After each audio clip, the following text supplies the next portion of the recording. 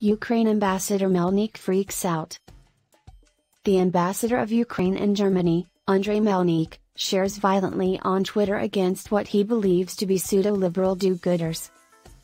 This after German celebrities wrote a new open letter "Ceasefire now" demanded. Melnyk's comment, "The authors should go to hell with their defeatist advice." In the appeal published by Zeit, the publicist Jakob Augstein, philosopher Richard David Precht and the writer Juli Zeh called for a concerted approach for negotiations. They also questioned whether arms deliveries were the right way to go. "Not again, what a bunch of pseudo-intellectual losers," Melnyk raged on Twitter. "What a bunch of pseudo-intellectual losers." The open letter is also criticized by others as naive. In an interview with NTV, the political scientist and peace researcher Ursula Schroeder sharply criticized the fact that a ceasefire is not automatically positive. "Of course it is desirable that this war ends as soon as possible," said Schroeder. "As a political signal to Russia, that would be fatal today.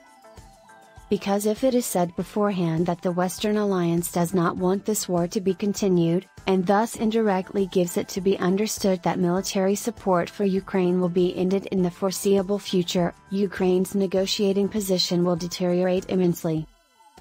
The authors of this letter approach this topic far too naively, says the director of the Institute for Peace Research and Security Policy at the University of Hamburg. Negotiations can be conducted tactically, for example, to get more information about the opponent. Even agreeing to a temporary or limited truce is not automatically positive.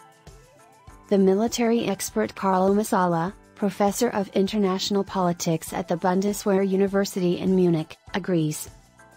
According to Masala, the open letter rightly points out that the regional war has many global consequences. "Yes, this war threatens global stability," Masala wrote on Twitter. "Every Russian victory will threaten them even more and more permanently." Ambassador Melnyk apparently does not want to think about silent weapons at this point in time, and peace researcher Schroeder supports him in this. "Negotiations for a ceasefire have to be conducted very strategically," she says. "One should not see such negotiations for a ceasefire under no circumstances as an end in itself, as is the case in this letter." Melnyk is not without controversy either.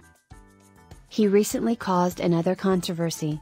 In an interview he defended the Ukrainian nationalist and militia leader Stepan Bandera, who played a dubious role in World War II.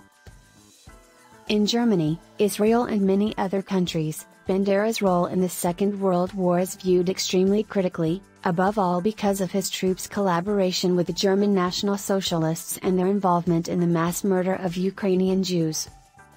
Thanks for watching. Please consider subscribing to the channel.